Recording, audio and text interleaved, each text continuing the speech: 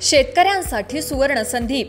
सुजल agro, नाना master नगर, कर्जत येथे power tiller, power weeder, brush cutter, फवारणी pump यांसारखी शेती उपयुक्त अवजारे उत्तम क्वालिटी आणि वाजवी किमतीत उपलब्ध. VST शक्ती आणि किसान क्राफ्ट कंपनीचे अधिकृत विक्रेते. शासकीय अनुदानास पात्र.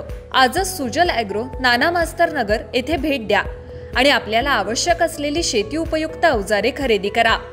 संपर्क 9665989111 8625060787. नमस्कार, मी विकास मिरगे. विकासनामा या डिजिटल प्लॅटफॉर्म मध्ये आपलं सर्वांचं स्वागत आहे. आज आपण चर्चा करतोय कर्जतचा सातबाराचं उदाहरण. उत्तराम राज्याचे वनमंत्री गणेश नाईक यांनी सुद्धा ज्यावेळेला कर्जत दौरा केला, कर्जत नेरळमध्ये दौरा केला, त्यावेळेस सुद्धा सांगितले ही एक जागा जी आहे 4-4 जणांना विकली, म्हणजे एक सातबारा 4 जणांच्या नावावर होतो की काय, असा प्रश्न निर्माण झाला. त्यामुळे कर्जतच्या रिअल इस्टेटमध्ये कर्जतच्या सातबारा विषयी त्यांनी जे मत व्यक्त केले ते सुद्धा खूप महत्वाचं आहे. कारण एक जागा तुम्ही 4-4 इथे फ्रॉड सुद्धा लोक काही प्रमाणामध्ये आहे, असं महत्वपूर्ण विधान जे केलेलं आहे. त्यामुळे शनिवार रविवार म्हटल्यानंतर आता गुंठेवारी इथे कर्जतमध्ये सुरू झालेले, 1 गुंठा 2 गुंठा, आणि मग शनिवार रविवार म्हटलं की दारू प्यायचं, असं सगळं जे आहे समीकरण जे आहे गणेश नाईकांनी आपल्या भाषणामधून व्यक्त केलेलं आहे. त्यामुळे गणेश नाईकांनी जे महत्वाचे मुद्दे उपस्थित केले ते कर्जतच्या सातबाराने विचार करणं, मंथन करण्याचे. कारण एक जागा अनेक लोकांना फसवलेला आहे. मूळ मुद्दा कोण शिल्पा शेट्टीला फसवलेला आहे, कोण प्राजक्ता माळींना फसवलेला आहे, कोण अनेक लोकांना एक जागा घेऊन 10-10 लोकांना विकलेल्या आहेत. त्यामुळे अशी सगळी परिस्थिती निर्माण झालेली कर्जतच्या सातबारा किंवा या रिअल इस्टेटमध्ये. त्यामुळे त्याचा विचार कुठे कर्जतकरांनी विचारण्याचे.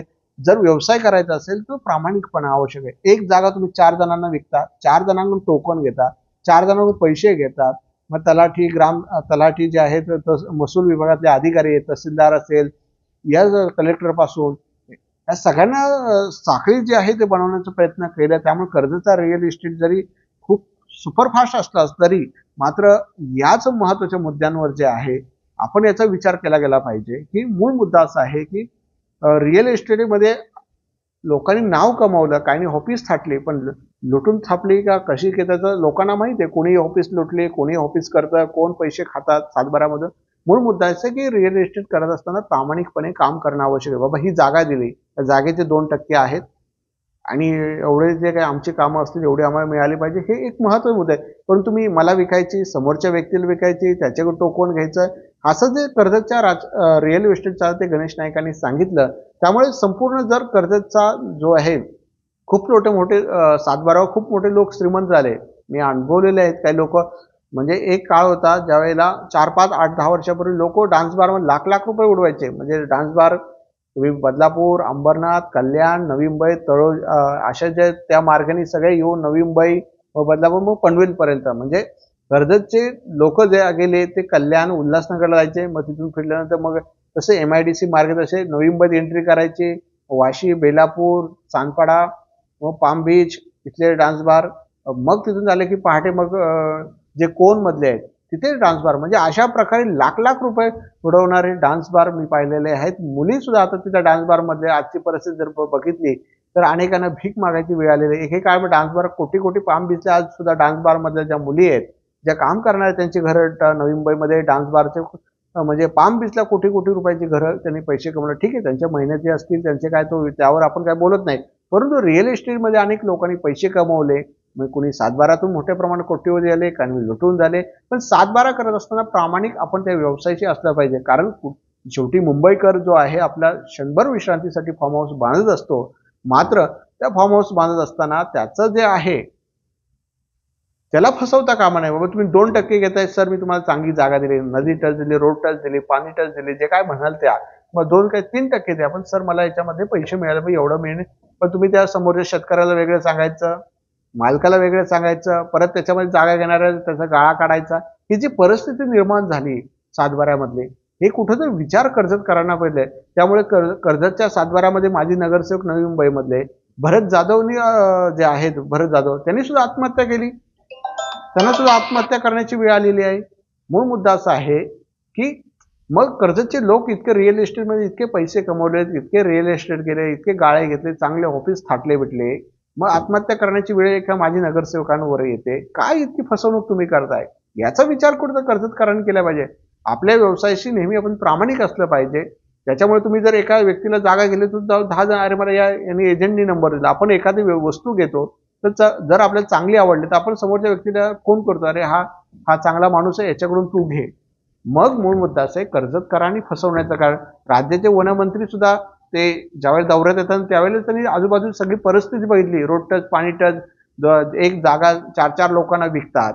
मूळ मुद्दा असा आहे की एखादा मंत्री येतो कधीतरी, ते ठाण्यामधले आहेत, आणि तो जर जाता येताना असं ऑब्झर्व करत असेल त्यांना, तर याचं आत्मपरीक्षण कर्जतकरांनी केलं गेलं पाहिजे. त्यामुळे सातबाऱ्या लोक जे दलाल आहेत, एजंट आहेत, जे काही बोलायचे त्यांनी आत्मपरीक्षण केलं गेलं पाहिजे की आपण आता मुळामध्ये कर्जत सातबारा संपलेला आहे. सगळ्या लोकांनी, रिलायन्स असेल, मोठ्या लोकांनी सगळे अख्खं फॉरेस्ट वगैरे सगळ्या म्हणजे काही लोकांनी जागा घेतलेल्या आहेत. त्यामुळे संपूर्ण अनेक लोकांनी येणे, गुंठेवारी येणे, प्लॉटिंगसाठी सगळे, मग कल्पतरू आहेत, मोठमोठ्या साईट, मोठमोठ्या प्रोजेक्ट आहे, भीमाशंकर आहे, अशा सगळ्या लोकांनी जागा घेतात. कर्जतमध्ये सातबारा काय राहिलाच नाही मोठ्या प्रमाणामध्ये, जो आहे आता थोड्याफार प्रमाणात राहिलेला आहे. तिथे सुद्धा भाव वाढलेला आहे, 2.5 लाख रुपये गुंठा झालेला आहे. त्या मूळ मुद्दा असा आहे की आता लोकांनी सुधारला गेलं पाहिजे. आता कर्जतच्या सातबारा लोकांना न फसवता वेगळ्या व्यवसायामध्ये, कारण शेवटी व्यवसाय हा बदलत असतो आणि त्याच्यामध्ये डेव्हलपमेंट, सुधारणा करत आपण नवीन व्यवसाय, कारण सगळ्याच जागा आता विकायला गेलेल्या आहेत, सगळ्याच जागा आता संपत झालेल्या आहेत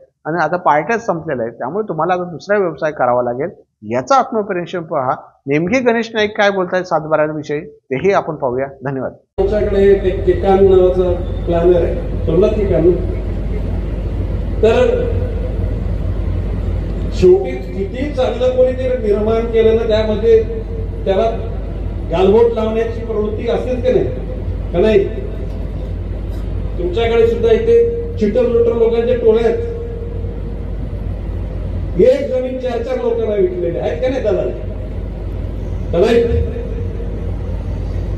सातबाऱ्याचं उत्तर एकच उत्तर 4 लोकांना. जसं असं बोर्ड लिहिलं असताना, बिहेवियर फ्रॉम डॉग्स, कुत्तों से सावधान, तर दलालों से सावधान. म्हणजे सगळे दलाल नालायक नाही, त्याच्यात ते चांगले पण.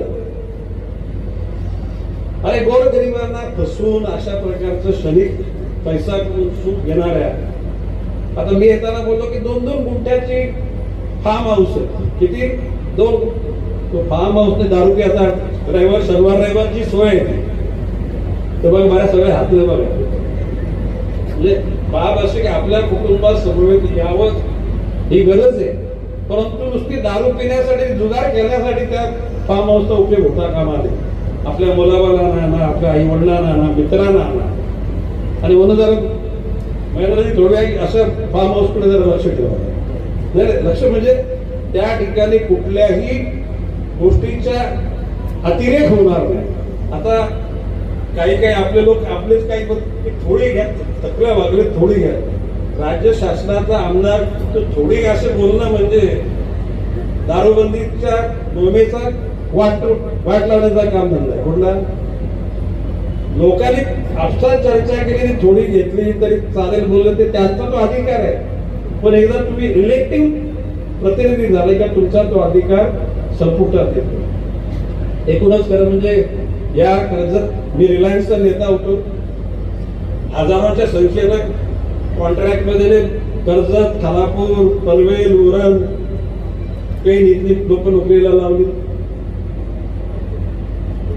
आणि त्याच्यामुळे सगळ्या अख्ख्या मॅडम पुरे रायगड जिल्हे की लोगों का मेरे भी प्यार है. हे एवढी सब. आता पालघरला जातो ना, ऑल पार्टी, एकनाथजी शिंदेची शिवसेना पण येते, उद्धवजी ठाकरेची शिवसेना पण येते, शरद पवार साहेबांची एनसीपी येते, अजितदादांची एनसीपी येते, भाजप तर आपापच येते, कारण मी भाजपमध्ये. सीपीएम वाले, मनसे वाले, तनसे धनसे सगळेच येतात, कारण आपण सगळ्यांशी प्रेमाने वाटतो.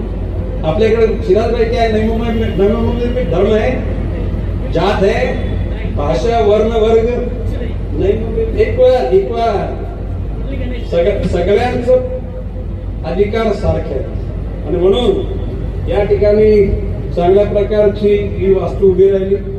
भविष्यकाला या वास्तूतून गोरगरिबांना चांगलं मदत होईल. जे ट्रेडिशनल रस्ते, जुने रस्ते, त्या रस्त्यात डांबरी